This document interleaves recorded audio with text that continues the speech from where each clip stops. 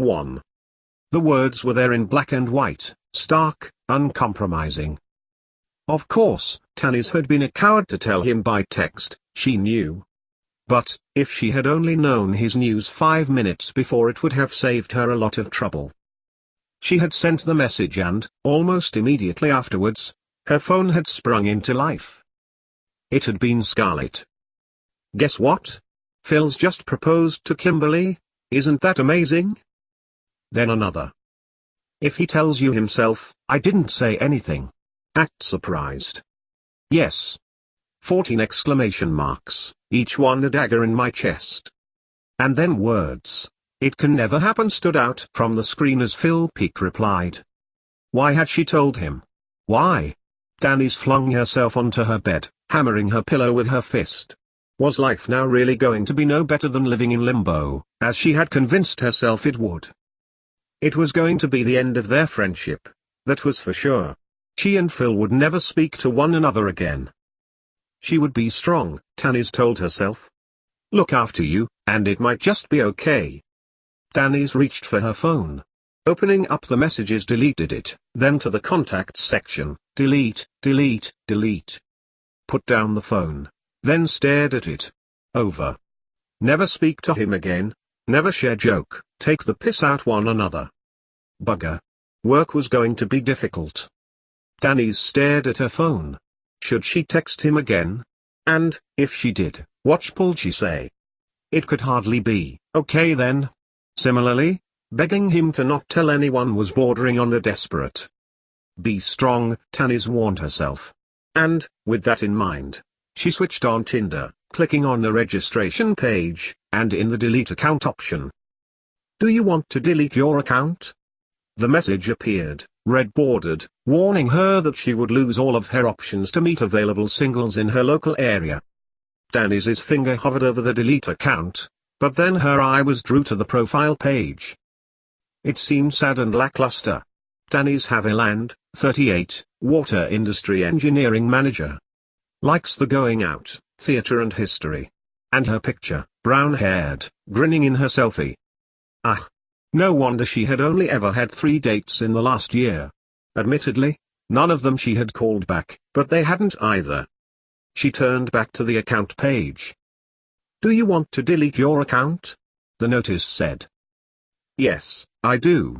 Tanis spat back at it. Delete. There. She was 38. She would never meet anyone. And her friend, who she had risked it all for, was her Grienne no more. 88,888,888. Tanis remembered when they had first become friends. It was 3 years ago and he had moved from Sheffield's South Yorkshire Water to the her department at North Staffordshire Water.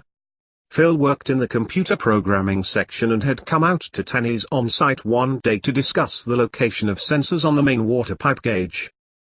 His easygoing manner and wittiness had made her laugh, and she had asked him if he wanted to come put with the few of them who went for a drink in the local pub after work on a Friday night. Joanne, Colin, Dilshad, Scarlett. And that was that. He became a fixture in their social lives. Tanis screwed up her eyes as she lay on her bed trying to exorcise every memory of the man who had invaded her mind. She had been such a fool, Tanis realized, taking opportunity after opportunity to be with him. Why had she offered to drive 3 months ago up to the conference with their sister company, Scottish Water in Inverness? His car was in for a repair on the catalytic converter, and Joanne, Scarlett, Colin and Dilshad had already left. He needed a lift, sure.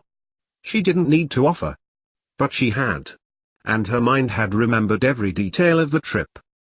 Phil had been working on his laptop for most of the drive up there, finishing off that month's summary reports, punctuating each piece with a sarcastic comment or two about the management. He had then and submitted Tanis's remotely, too, before apologizing for the inconvenience and offering to drive. Tanis had said thanked him, but said no, not yet. Maybe when we get on the little roads, she'd added, because she knew that they were difficult, and Phil had agreed. Instead, he had tuned in the radio to Radio 2, which was holding a Guess the Year the Song Was Released quiz, and they had busied themselves and Phil playing as they headed north up the M6, passing the turning for Manchester, and then Lancaster. Oh, sit down, sit down next to me.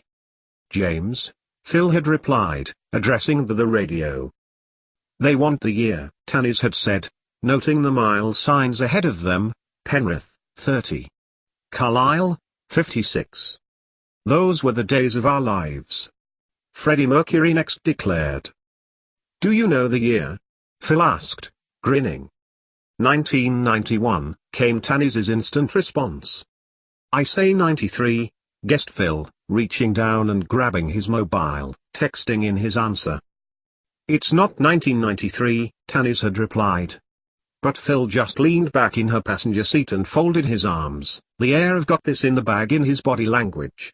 Pub quizzes, he added, as if to explain why he was right. And, well done to all our callers, the radio host announced, who gave us the correct answer. 1991 it was, the year of the launch of the Hubble Space Telescope, the death of Freddie Mercury and the end of the Soviet Union. Phil turned to Tannis, mouth open. You never get anything at the Mary Rose pub quiz, he said, in mock accusation.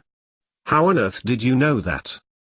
It was the year I got my freedom, Tannis thought now, as she stared up to her ceiling, at the join between it and the window frame, condensation already collecting and dribbling down the pane.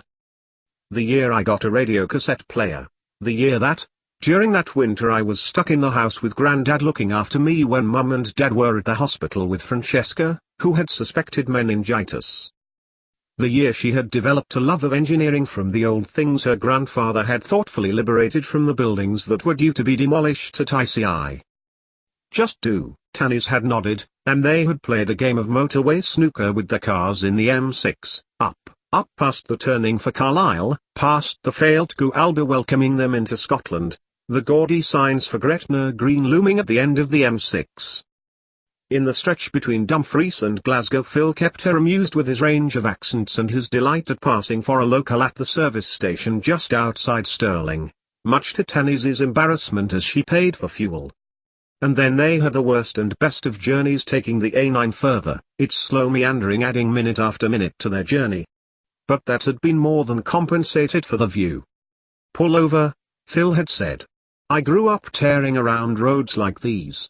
I'll drive. Tannis had been only too grateful to look at the scenery from the passenger seat as Phil drove her wholly unsuitable for these sort of roads Fiat 500 around roads that meandered, dipped, suddenly steep and then dropped away. The mountains must have been, Tannis thought, where all adjectives decribbing landscape had been born, and using words like majestic, bold, enduring and striking seemed uninspiring and she had tried to think of some new ones.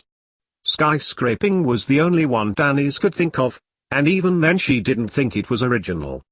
These natural skyscrapers had little tufts of cloud hair at the very limit of her view. But they were enduring, they had lasted for millennia as the weather, climate, animals and people that lived in and on them had changed comparatively quickly. That was a deep sigh, commented Doug, as he got to a crossroads. Just thinking about that beautiful landscape, Tannis admitted. I'd live out here like a shot if I could. Freezing winters, isolation, no social life, no convenience. An effort to do just the basic of things. That's why I couldn't wait to get out of the farm and into some civilization when I was younger. Haven't looked back. He looked right, then left. Which way? He asked. Tannis peered left and then right, then squinted right. Does it say road closed? The road was closed and, reluctantly, Phil turned right. Going down and round to Fort Augustus and then up next to Loch Ness, Tannis felt it too, another 2 hours on their journey. But even the hard-to-please geographically Phil pulled over as the early evening sun began to paint its rays over the glass-still lake. Loch Ness was awash with beauty. Was a prehistoric monster under there, making the loch its home? Was an ancient stone circle perched up there in the glade? All the wild sumptuousness. Tannis couldn't help but smile. They had arrived much later than the others who, they had been told, were out having dinner at a barn conversion overlooking the water of the Moray Firth. It looked like a new venture. Bright, neat menus were given to them and, when they were seated with Colin, Joanne, Dilshad, and Scarlett, waiters, who seemed newly trained and therefore a little rigid in the formalities, pulled out their chairs for them. Danny's sat opposite Phil, who seemed as at ease with the graces of the procedures as Danny's felt awkward. As if to sense her discomfort, Phil had asked her what she wanted to eat. "It's on North Staff's," Colin declared happily, and ordered for them both, happy in the role of customer as he shooed the ungainly waiter away, his blue eyes shimmering in his lightly tanned face, his dark brown hair curling at his neck. And that had been it, Tanis knew, opening her eyes and staring at the ceiling of her bedroom, damp beginning to settle into one of the corners. That had been the time she felt the first inkling of a feeling towards Phil Pike, though she hadn't known it at the time. And now, she'd blown it all to pieces.